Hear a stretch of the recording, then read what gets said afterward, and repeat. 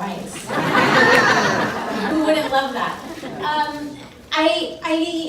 I'm just so thankful to be here, and as Nuala was saying, to have this room packed. Yeah. Standing room for us to figure out our path forward and rally and organize around our path forward to advance education, not only as a right, but as a blessing and as one of the greatest gems of public good in the United States. I wanted to quickly share with you all my story, because a lot of people don't know that my story and my organizing in New York started with education organizing. I didn't know that. A lot of people don't know that. And it started because of my story. So a lot of people, may know I was born in the Bronx in the late 80s and early 90s. And that's right, BX, always. And so my mom was, my mom and my dad were two young parents in their 20s. My dad was starting a small business in the Bronx. My mom had just moved here from Puerto Rico, and she was learning English while she was raising me at the same time. And my parents, they felt like they had to choose between their community and a quality school. A quality public school. That's how they felt back then in the late 80s and early 90s. And so they felt confronted with this choice that we still see today, 30 years later. 30 years later, where parents are made to feel like they're in a position where they need to choose between the community that they love or to go to another place where they feel like their child will have a better shot. And so, given that set of incentives, my parents did move. My parents moved. My father didn't want to, because my father was a Bronx boy, born and raised. And so I moved, and our whole family chipped in for a down payment about 30, 40 minutes north in Westchester. And as a child, I spoke Spanish first. Spanish was my first language. And I went to a school where no one looked like me. I went to a school where teachers thought I needed remedial education because I spoke two languages instead of one. And it wasn't until I took a high-stakes test where I scored in the 99th percentile across the board that they figured out that I did not need remedial education. It took a test instead of understanding the child in front of them. And so that was what I grew up with. I grew up with being told in school that I needed to learn how to speak American. I grew up in a school that did not understand that I'll never forget. There were so many moments. Even in high school, we were learning American history, and the teachers said, they talked about assimilation versus pluralism. And they said, who here believes that in America everyone should assimilate to the same culture? And everyone raised their hand. And they said, who here believes that we should all maintain our own cultures and who we are and coexist and be one nation? And I was the only one who raised my hand. I remember how that made me feel. And I remember how that wasn't just about feeling or identity. It's about how we value ourselves and who we are taught to value in America. And so I graduated. And I went to college. I was the first in my family to go to college on my mom's side.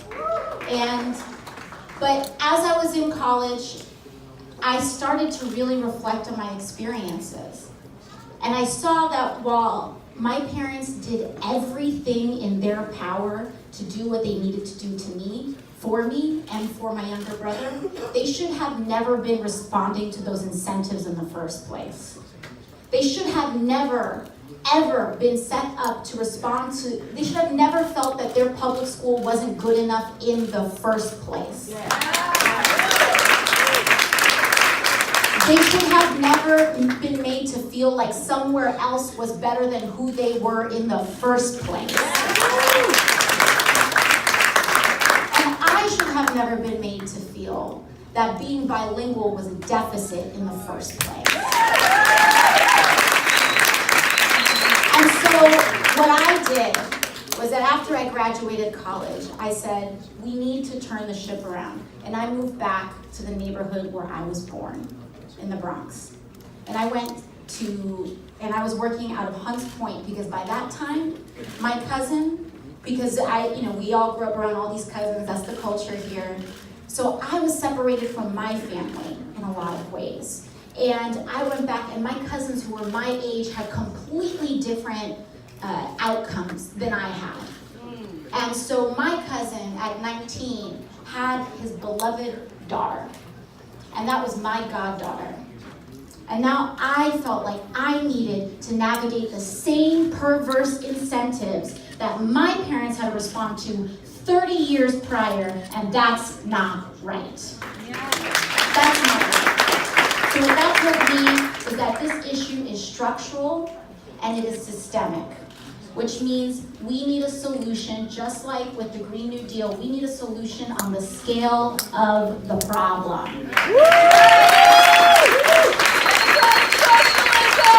So I came back and I saw what was going on.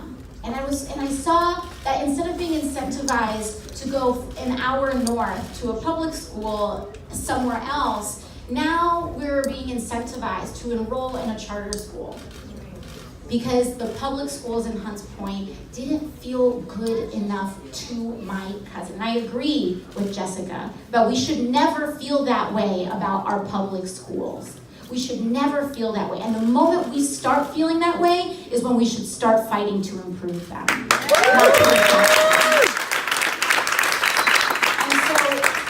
So I'm so glad to hear this organizing and to hear from the perspectives of the community and the folks who know best, the parents, the advocates, the educational organizers, and to take those solutions to Washington, D.C. And I know I have just a minute left, but I wanted to put this note out there as well. Because a lot, we hear over and over again that education obviously is profoundly important. It is the engine of social growth and social development in the United States. It is that education is one of the key engines of ending inequity.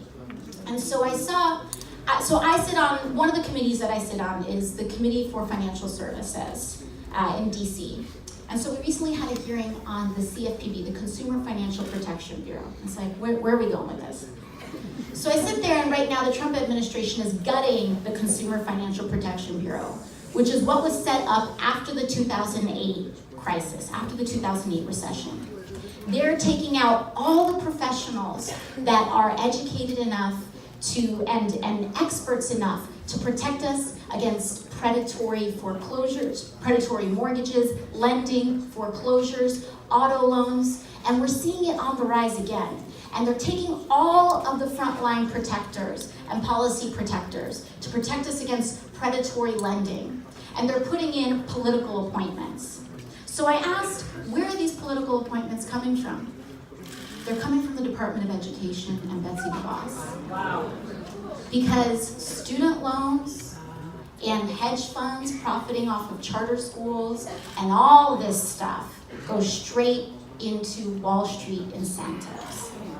And so we need to understand that education organizing and the DOE right now is a nexus that is infecting a lot of other agencies. They are the source.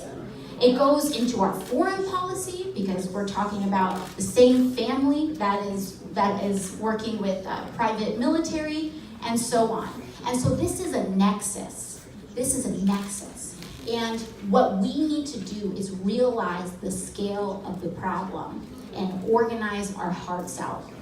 Because it's not going to come from just one vote. And it's not just going to come from the Congresswoman in New York's 14th district.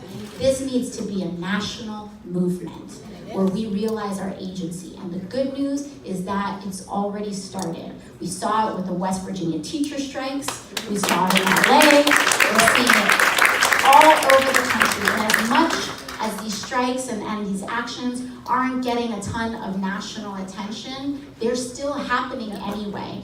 And to that, I just want to say, do not deter. Because bilingual education is a right.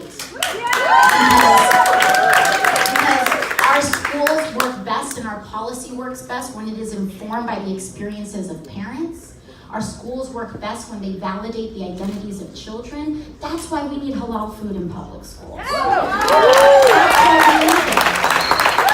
That's why we need it. Because we're telling every single person, you matter. You matter.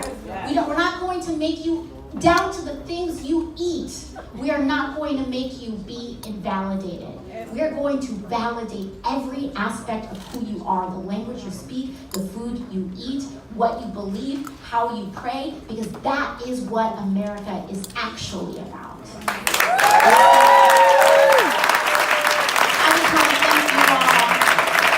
I want to thank you all again, because the people, our job is to serve you. That's what our job is. And so when we get together in these rooms, you, in my opinion, and that's why I want to express gratitude, because you are telling me how I can best serve you. And that is what this is all about. So I want to thank you all again. And if there's so many people in this room, if you're fired up and you're not involved with these folks, get involved with them before you leave.